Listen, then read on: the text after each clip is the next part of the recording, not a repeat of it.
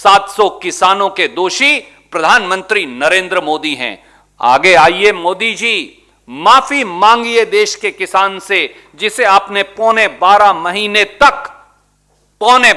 महीने तक दिल्ली के सीमाओं पर आपने उन्हें दर दर की ठोकरें खाने को लाखों की संख्या में बिठा रखा था।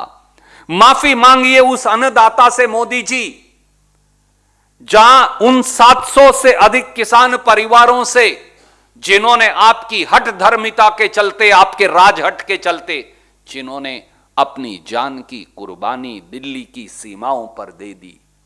माफी मांगिए मोदी जी लखीमपुर खेड़ी उत्तर प्रदेश के उन किसानों से जिनको आपके गृह राज्य मंत्री के बेटे ने जीप के टायरों के नीचे कुचल डाला।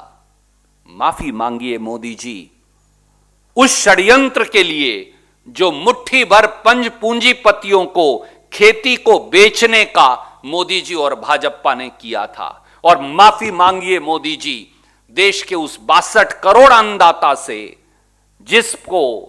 जिसकी प्रताड़ना आपने की, जिसकी यातना आपने की, जिसे आपने नक्सलवादी और उग्रवादी बताया, जिस किसान और जवान जिसका बेटा है और किसान खुद है, जिसको आपने यातनाएं दी और जिसके रास्ते में नश्तर बिछवाए और जिसे खुद के देश की राजधानी में आने पर प्रतिबंध लगाया। आज प्रधानमंत्री जी आपका माफी मांगने का दिन भी है। 26 नवंबर 2020 से जब से देश के 62 करोड़ किसानों ने 3 खेती विरोधी काले कानूनों के खिलाफ याचना लगाई थी, तब से मोदी सरकार यातनाएं दे रही है। बर्बर लाठी चार्ज किए गए, दिल्ली के चारों तरफ के राष्ट्रीय राजमार्ग खुदवा दिए गए, राष्ट्रीय राजमार्गों पर नश्तर और भाले लगवा दिए गए, किसानों के सर फोड़ने के आदेश दिए गए,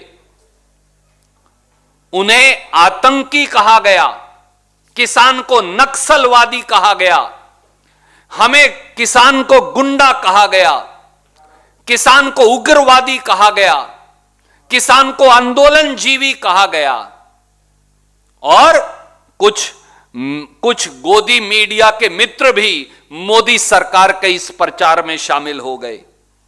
700 से अधिक किसानों को आत्महत्या के लिए मजबूर किया गया और लखीमपुर खीरी में तो देश के गृह राज्य मंत्री के बेटे और उनके सहयोगियों ने किसानों को अपनी जीपों के टायरों के नीचे रौंद दिया।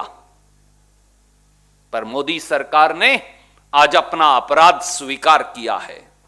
अब बारी है किसानों के साथ, मजदूरों के साथ, मेहनत कशों के साथ, इस देश का पेट पालने वाले लोगों के साथ मिलकर अपराध की सजा तय करने की, जो देश की जनता हर हाल में तय करेगी।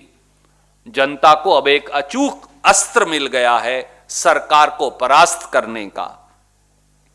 जितना श्रेय हमारे किसानों के आंदोलन को जाता है, हमारे किसान भाइयों को जाता है, वहां मोदी सरकार का 5 राज्यों में पंजाब से उत्तर प्रदेश तक हारने के डर को भी जाता है।